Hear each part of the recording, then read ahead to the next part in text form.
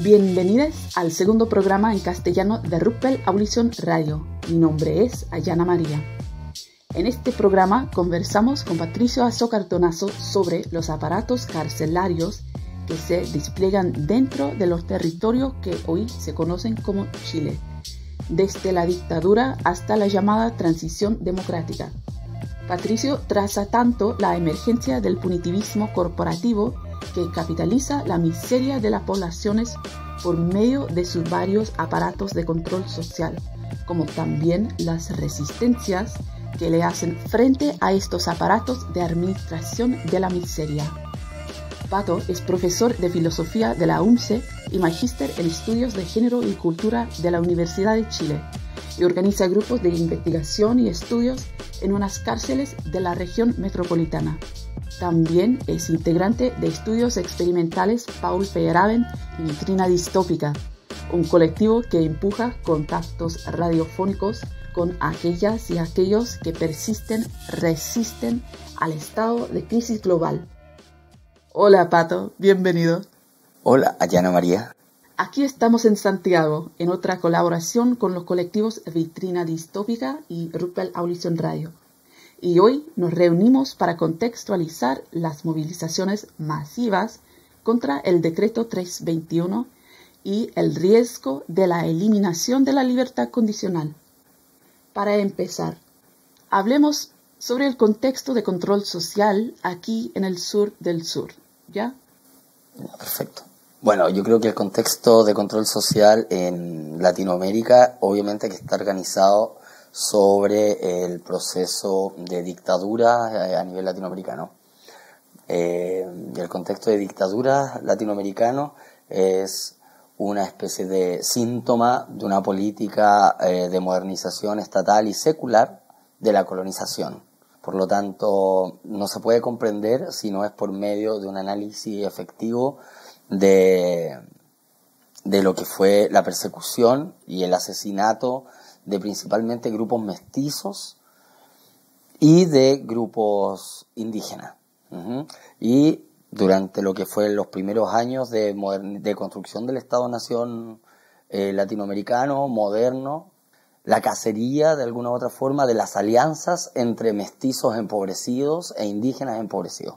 Por lo tanto, el sistema de control que actualmente podemos todavía seguir identificando en toda Latinoamérica está atravesado por las dictaduras, pero las dictaduras son una expresión de una política de exterminio contra pobres, racializados y pobres, digamos, socialmente clasificados como tales. Campesinos, ¿no? Y lo que pudo haber sido en algún momento proletarios. Por lo tanto, es un sistema mixto, de alguna manera, de cacería socialmente organizada contra empobrecidos. Ahora, actualmente el sistema de transición financiero, neoliberal, corporativa, organizada por las izquierdas progresistas, desde los 90 en adelante, lo que administró fue justamente la destrucción de esas alianzas entre empobrecidos que trataron de imaginar una forma distinta de poder sobrellevar, digamos, la miseria capitalista. En ese sentido, lo que se persiguió durante las dictaduras y lo que se exterminó antes que proletarios, antes que indígenas como tales, entonces, fueron las alianzas políticas que se organizaron entre ellas. Esto viene a conformar un mito de reorganización democrática en el que a esas masas empobrecidas se le trata de sacar la condición de enemigo social y plantearle más bien una alternativa de capitalización de su miseria. En ese sentido, entonces, no hablamos del exterminio o de la guerra declarada contra los pobres, sino de un modelo preparado para poder incorporar a los pobres al modelo capitalista. En ese sentido, entonces, lo que nos encontramos durante lo que es el 90 hasta la actualidad, yo lo llamo una especie de incardinación, o sea, un ensamble entre maquinarias estatales y privadas que a nivel micropolítico se insertan en los barrios empobrecidos y en los territorios empobrecidos para generar ciertas oportunidades para que estas personas puedan capitalizar su miseria. Ahora, todo se capitaliza las clases altas, se capitaliza las clases bajas en función de esta capacidad de estos sujetos de poder emprender un proyecto capitalista o una forma de vida capitalista. En ese sentido, lo que permanentemente se trata de administrar es un modo o una norma de capitalización de la miseria, y en ese caso se empieza a perseguir y a encarcelar los modos de capitalización de la miseria que estaban un poquito más marginales frente a la norma productiva. Y en ese sentido el punitivismo pasa a ser el articulador de los discursos de reorganización política a nivel latinoamericano. No se puede entender en Latinoamérica, en este caso entonces, el sistema neoliberal democrático si no es por medio de la incorporación a nivel micro, a nivel a escala más territorial, más de las vidas cotidianas, del punitivismo. O sea, el punitivismo es la clave de reorganización social después de las dictaduras. Por lo tanto, el contexto contemporáneo, desde el 90 hasta la actualidad, de profundización del sistema financiero, se da solamente en función de profundizar un punitivismo corporativo. Y en ese sentido, la articulación de lo público y de lo privado, y la indistinción entre lo público y lo privado, en el devenir de un Estado-empresa, sostenido en el punitivismo como tal. Y en ese caso, entonces, ¿a qué me refiero en términos más concretos? De que se determina que los enemigos externos contra los cuales se luchó durante las dictaduras, que eran principalmente los enemigos políticos, marxistas, etcétera, pasan a mirarse a nivel interior dentro de las sociedades por medio de todas esas clases que no se pueden incorporar al sistema financiero de manera regular, sino que se pueden incorporar al sistema financiero solamente de manera irregular. Y para ello, entonces, quienes quedan en ese ámbito son principalmente trabajadores flexibles que fueron imposibilitados de proletarizarse, una masa gigantesca de trabajadores estatales que fueron, digamos, expulsados de la condición de garantía social y quedaron dando vueltas flotantes, como masa flotante de trabajadores precarios, migrantes, que dentro del proceso de reorganización de las democracias latinoamericanas posterior a cada una de las dictaduras empieza a fluctuar o a fluir o a circular por Latinoamérica tratando de buscar un modelo social en el cual incorporarse. Por lo tanto, el segundo grupo serían los migrantes. Y en tercer lugar son las infancias y las mujeres. Ahora, ¿cuál es el vector transversal que une a cada uno de estos grupos? Justamente el de clase, el de ser cuerpos que no han podido normarse de acuerdo al principio de acumulación y de autofinanciación o autocapitalización de su miseria. Esos serían los principales grupos. Y durante los 90 hasta la actualidad vemos fortalecerse el sistema carcelario y el sistema de persecución también de las migraciones y de la niñez, en función de esa misma norma. Por lo tanto, tenemos en el 90 una discusión joven hasta ahora, por lo menos en el contexto chileno, con respecto a las migraciones. Que en Chile, por lo menos, todavía el sistema vigente de migraciones está organizado en función de una ley de dictadura. 1974, ley de persecución contra el enemigo externo, o contra la amenaza del enemigo externo, que es la Ley de Seguridad Nacional, sigue vigente hasta la actualidad, funcionando al mismo tiempo que se articula un discurso de libre circulación de poblaciones.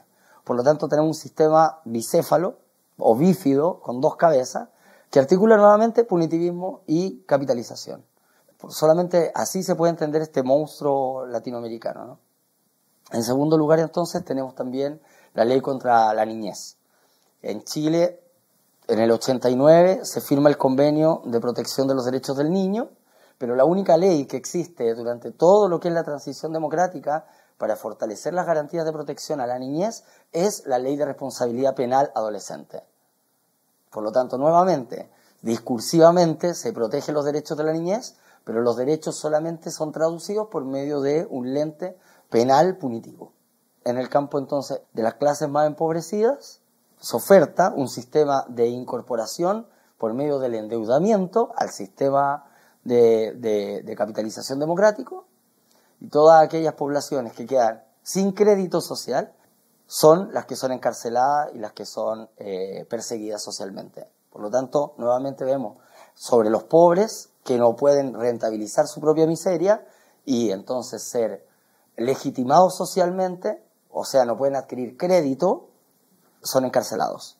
Entonces tenemos tres articulaciones que ahora van a poner sobre el campo de las mujeres su nuevo objetivo, Y lo vemos en la última reforma penal, que es la que hemos venido nosotros trabajando, que tiene que ver con la anulación de las libertades condicionales, donde adquiere principal protagonismo dentro del campo de amenaza social el tráfico de drogas y en este caso específicamente el microtráfico. Y socialmente, ¿quiénes son los sujetos más expuestos al tráfico de drogas? Las mujeres. ¿Por qué? Porque están dentro del campo de la reproducción de un sistema a nivel más micro en los barrios y en los territorios empobrecidos. Los hombres que estaban presos por el fortalecimiento del sistema penal durante los 90 y los 2000, ahora recae sobre las mujeres que habían quedado en sus casas tratando de sostener a los hijos de los presos. Entonces ya tenemos un sistema que de alguna manera totaliza el engranaje punitivo corporativo sobre nuevos enemigos internos, que en este caso evidentemente son los migrantes, la niñez y las mujeres. Ahora, el contexto que estamos analizando de anulación de las libertades condicionales es específicamente en Chile uno de los más nuevos, de alguna manera, porque es durante el 2019, el año que está vigente, que se empieza recién a legislar sobre la reducción del derecho a la libertad condicional, ¿no? Históricamente, los presos y las presas habían podido optar a su derecho de la libertad condicional cumpliendo la mitad de la condena y actualmente eso se restringió y se disminuyó a los 2/3.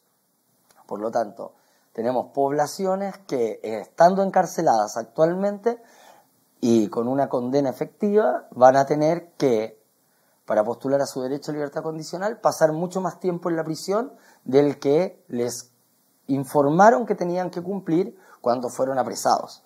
Porque ese es el otro vector de la reducción de las libertades condicionales, que se da de manera retroactiva. Y en este caso, la reducción de las libertades condicionales hace caso a un contexto de inseguridad social que viene a reorganizar los discursos de ultraderecha en un contexto que durante 20 años fue administrado por el progresismo neoliberal.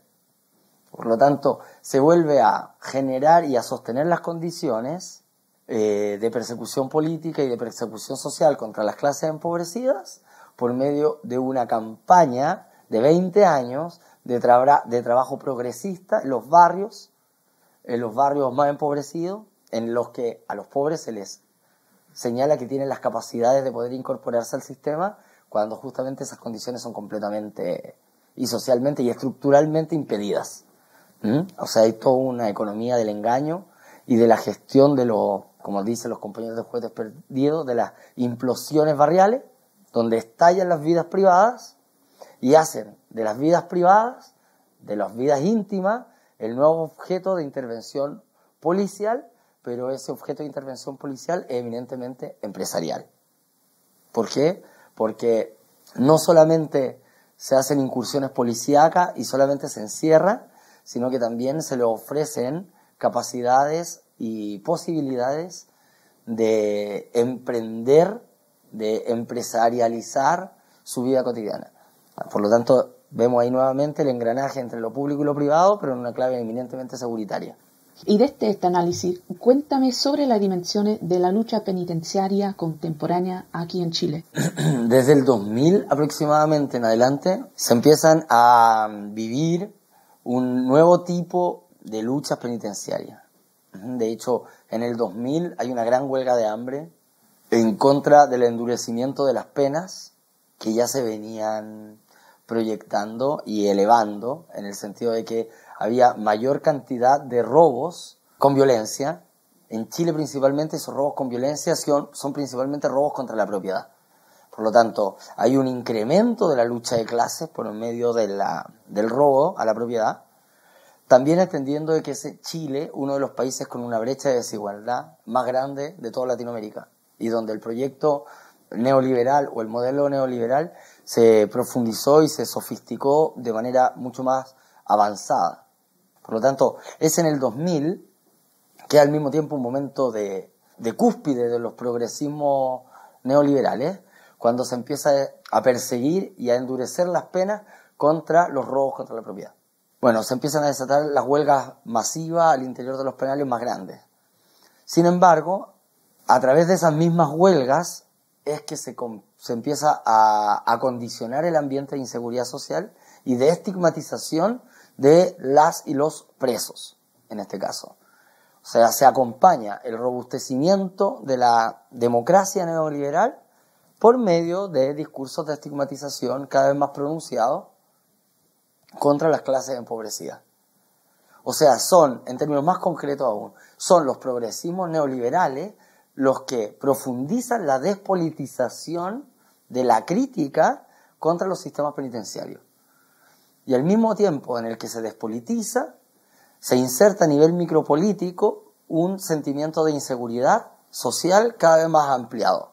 De alguna u otra forma, se democratiza el sentimiento de inseguridad y de despolitización con respecto a una expresión sintomática de la lucha de clases en Latinoamérica y que está dada principalmente por la desigualdad social entre ricos y pobres.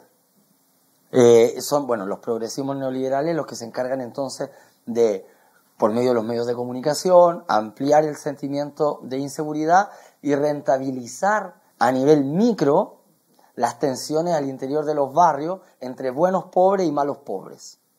Podríamos decir que las primeras huelgas carcelarias que inicia la década de los 2000 son de antemano una expresión de una nueva forma de gobernar la pobreza o las miserias, para ser más estricto, entendiendo el carácter más heterogéneo de las pobrezas, sobre todo comprendiendo de que estas pobrezas se empiezan a diversificar también porque empiezan a adquirir mayor cantidad de características particulares. Se empieza a dar cuenta de que las poblaciones que estaban siendo encarceladas, por ejemplo, en su mayoría eran mapuches, clases obviamente las más empobrecidas de toda la sociedad, pero al mismo tiempo que se empieza a ampliar el discurso de integración y de protección contra estas clases que empiezan a adquirir características más particulares, se empieza también a diversificar el lenguaje de criminalización. O sea, al mismo tiempo que los progresismos cambian sus retóricas inclusivas y multiculturales, es que se empieza también a sofisticar el punitivismo que en dictadura había estado focalizado sobre un único sujeto, que sería el sujeto de izquierda pobre, y que en este caso ya deja de ser de izquierda y empieza a tener matices racializados, porque la población encarcelada empieza a ser distinguida e identificada como, por ejemplo, población indígena o población migrante racializada, entendiendo que durante los 90 la migración en Chile fue principalmente migración peruana y boliviana. Por lo tanto, es esa migración la que empieza a ser estigmatizada y a alimentar también un concepto de seguridad social más racializada, donde se empieza a fortalecer un concepto de identidad chilena, blanca principalmente, y emprendedora. Porque en este caso, peruanos y bolivianos no simplemente eran tachados como enemigos externos por el hecho de que robaban, sino porque también se les adjudicaba la condición de flojos. Por lo tanto, se alimenta no solamente la racialización, sino que también se financiariza o productiviza la racialización. Y en ese sentido podríamos pensar que es la racialización un plusvalor, digamos, de la producción masiva de pobres a nivel local. Y ahí nuevamente vemos el enganche de una máquina punitivista corporativa que, vuelvo a recalcar, se racializa, pero al mismo tiempo se plusvaloriza esa diferencia por medio de la inyección de odio social a nivel micro. Y las policías van a poder justificar su retirada de ciertos contextos en tanto las poblaciones de esos mismos territorios ya habían introyectado la función policíaca de guerra, de persecución. Durante los 2000, hasta hasta la vemos el incremento, por ejemplo, de casos de detenciones ciudadanas, donde es la misma población ciudadana la que, en términos preventivos, ataca en la vía pública a cuerpos portadores posiblemente de un daño o de una capacidad de infligir daño, y que son esas poblaciones que, en términos muy performativos, en términos de su apariencia, calzan con un estereotipo de peligrosidad. Por eso también vemos del 2010 en adelante un incremento de esas detenciones ciudadanas, al mismo tiempo un incremento de un empoderamiento social por medio no solamente de la capacidad de capitalizar su miseria, sino también de capitalizar su función policíaca o de orden a nivel micro. Y ahí nuevamente vemos una conjunción punitivista corporativa, pero a nivel del campo de la subjetividad y del campo de la vida cotidiana de los ciudadanos. Segunda expresión entonces de un punitivismo corporativo.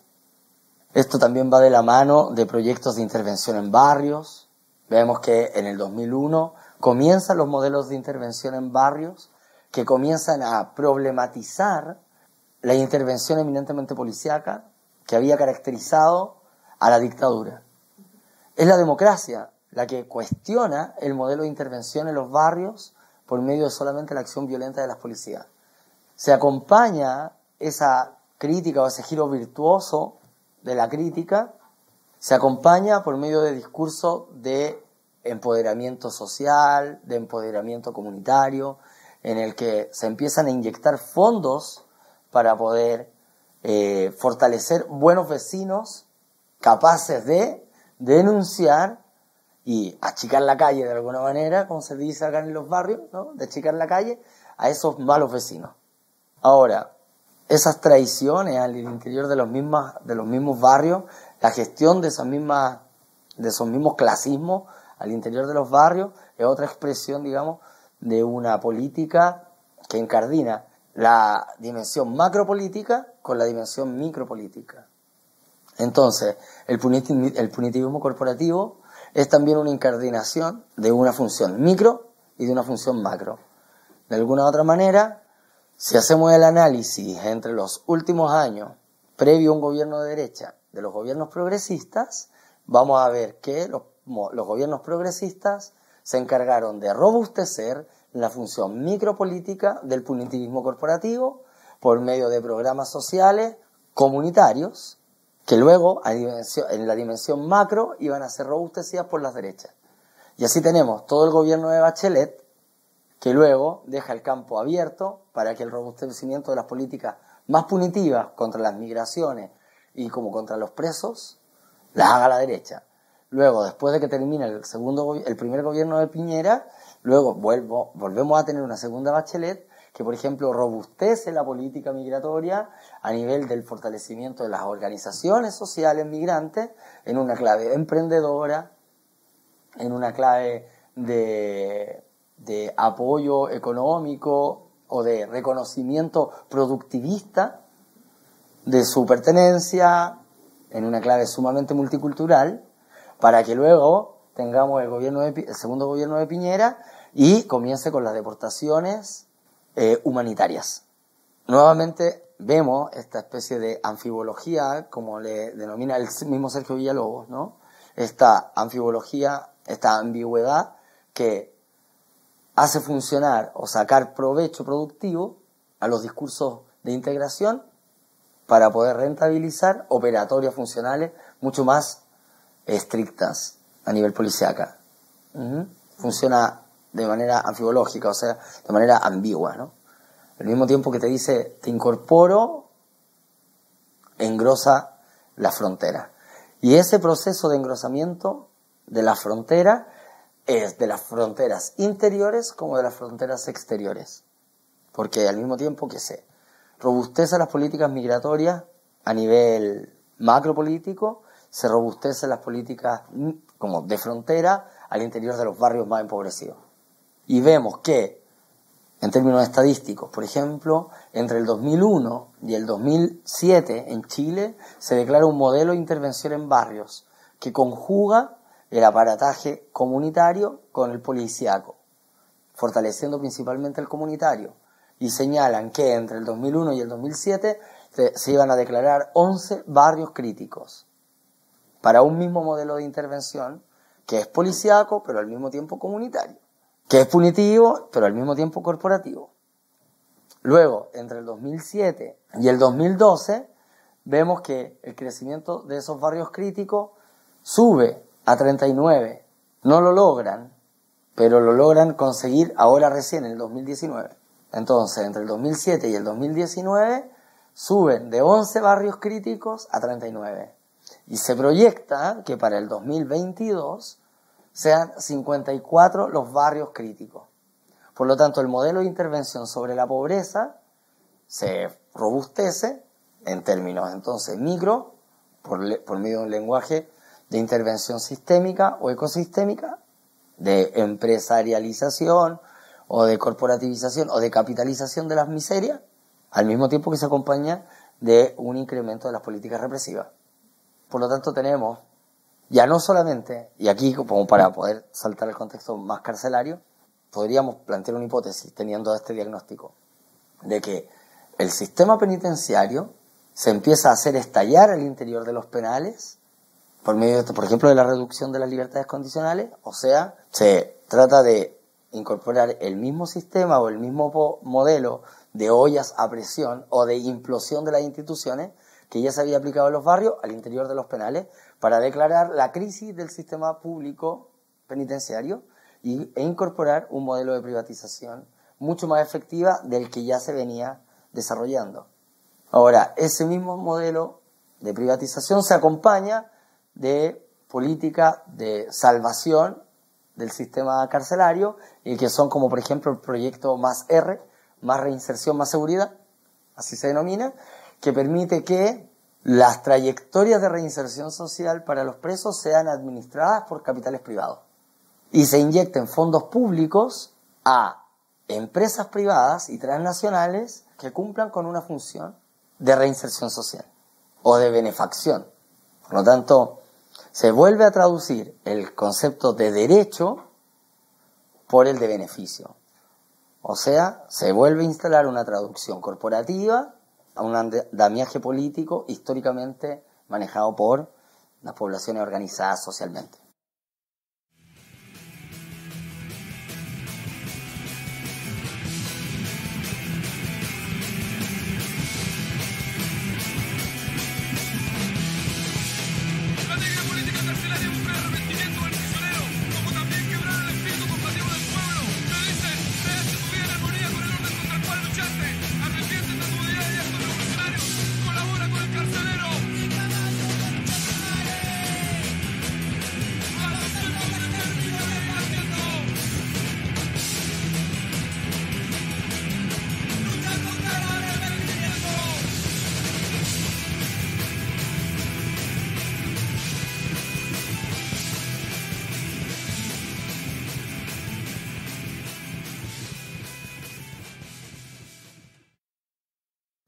Eso era Castiga y Aislamiento, en que canta Marcelo Villarroel Sepúlveda, preso libertario encarcelado en el estado de Chile.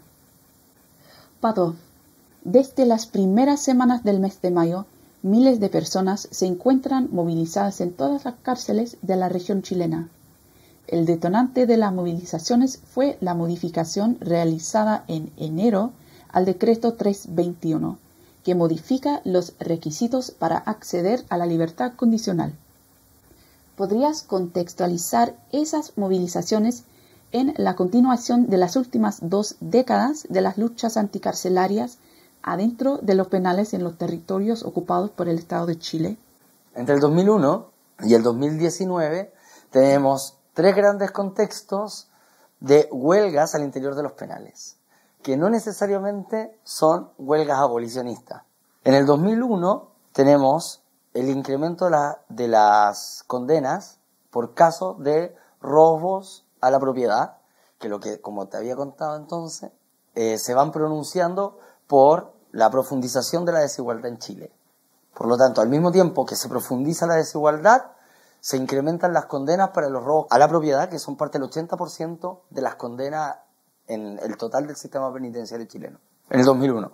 Durante el 2001 y el 2012 hay un proceso también de mucha lucha anarquista contra el modelo neoliberal e institucional chileno, que empieza a politizar de alguna manera la lucha contra el sistema penitenciario, que ya se venía desarrollando durante los 90, pero que no había tenido el mismo ímpetu que tuvo entre, por ejemplo, el 2009 y el 2012. Durante los 90, principalmente las luchas habían sido de grupos políticos que resistieron a la dictadura, pero que continuaron la lucha armada contra la transición democrática neoliberal. Esas condenas o esa prisión política siempre se ha mantenido en una brecha muy distante con respecto a la lucha de los presos sociales.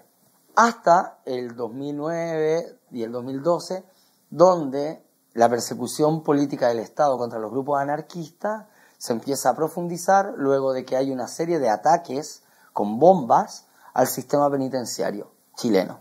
Entre ellas, el 2008, que es cuando muere Mauricio Morales, un compañero anarquista que le estalló una bomba que iba a instalar en la escuela de gendarmería. Luego del 2008, entre el 2009 y el 2012, se profundiza la lucha contra los movimientos anarquistas anticarcelarios y se vuelve a poner sobre la discusión política la alianza entre preso social y preso político y la gran discusión histórica con cuál es la brecha entre los presos políticos y los presos sociales. Esa discusión siempre ha sido una discusión muy frágil porque, por lo menos en Chile, hay una distancia importante entre las organizaciones de familiares y amigos de presos sociales y familiares y amigos de presos políticos. Por lo tanto, entre el 2009 y el 2012, por ejemplo, está la gran huelga de hambre de los presos de la cárcel de Colina en el 2012, donde aproximadamente 4.000 presos se votan todos a huelgas de hambre. Y el principal apoyo a esos presos fue de organizaciones sociales, de familiares de presos sociales, no de presos políticos. Y hay un repliegue de las organizaciones y de las agrupaciones anarquistas hacia sus propios presos y hay una especie de olvido con respecto a los presos sociales. Más allá de algunas cartas que seguían enviando presos políticos que en ese momento habían recién caído en cárcel y que habían sido presos de los 90, que es el famoso caso Security, en el que presos políticos importantes de los 90 asaltan un banco y asesinan a un policía y luego los detectan y todo esto. Creo que ahí nuevamente empieza a ponerse en crisis la distancia entre agrupaciones de presos sociales y agrupaciones de presos políticos. Creo que entre las huelgas del 2012 y el 2019, que pasan también por el incendio de la cárcel de San Miguel en el 2010, las sensibilidades entre esas distintas prácticas abolicionistas empiezan a acercarse un poco más. No obstante, de acuerdo a mi participación a través de colectivo en la lucha anticarcelaria durante la huelga de hambre del 2012 y el acompañamiento de la resistencia al sistema penitenciario después del incendio del 2010, creo que hay una especie de acercamiento o de alianza mucho más efectiva que se genera entre el 2012 y el 2019. Y estamos de frente actualmente en un momento en el que la alianza entre presos políticos y presos sociales ya se indistingue y realmente se empiezan efectivamente a articular ambos lugares de resistencia a las prisiones y se empieza a cuestionar de manera mucho más coordinada este engranaje punitivista corporativo que venía funcionando, digamos, durante los 90 y durante el 2000. Por lo tanto, ahora, frente a la reducción de las libertades condicionales, que está en proceso, se vuelve a poner sobre discusión la necesidad de atacar y de interrumpir la transformación de lo que habían sido contenedores de excedencia social, atacar principalmente el proceso de transformación de los contenedores de excedencia social en empresas carcelarias. Y creo que el diagnóstico con respecto a la mutación del sistema penitenciario de contenedores a empresas es la que empieza a articular de manera más efectiva la alianza entre presos políticos y presos sociales y de alguna manera hacer un análisis económico, político, un poco más sofisticado con respecto a la profundización de este contexto corporativo punitivista. Y en este momento creo que las huelgas de mayo por lo menos han acercado de manera más efectiva a los distintos grupos y se proyecta que la caminata de los Sin Voz, que comienza ahora en agosto, también tenga una repercusión mucho más amplia al interior de los penales y de alguna manera ya quedó demostrado de que se alcanzó con la huelga de mayo, en el que fueron los penales de norte a sur, todos los penales los que de manera organizada se sincronizaron para generar huelga y motines al interior de los penales. Por lo tanto, estamos frente a un contexto local donde la imaginación política para poder pensar alianzas entre movimientos abolicionistas y movimientos de presos se empiezan a estrechar en el sentido de que ya es mucho más evidente de que el malestar es contra la sociedad-empresa, que tiene un revestimiento punitivo. Pero es principalmente la alianza contra la sociedad-empresa lo que empieza a ponerse como el lugar, como el espacio de lo común en las luchas contra el sistema neoliberal chileno. Y es solamente desde la detección de la sociedad-empresa y de la capitalización total de la vida cotidiana que podemos plantear un análisis efectivo, y no solamente un análisis, sino de acciones coordinadas de apoyo y de sostenimiento anímico frente a la capitalización de la vida cotidiana, detectando la cárcel, digamos, como por lo tanto también la cárcel como un lugar de visibilidad de una nueva forma de imaginar las alianzas entre empobrecidos distintos. Bueno, muchas gracias, Pato, por sumar hoy, y seguro que hablemos pronto. Bueno, un saludo a todas y todos los compañeros y compañeras que hicieron efectiva la huelga anticarcelaria más importante de los Estados Unidos durante el año pasado, que fueron parte de un impulso vital para poder sostener las revueltas actuales acá en Chile. Por lo tanto, muchas gracias por poder establecer una alianza en esas claves también, de análisis del sistema penitenciario y de sostenimiento de los cuerpos frente a la guerra contra las pobrezas.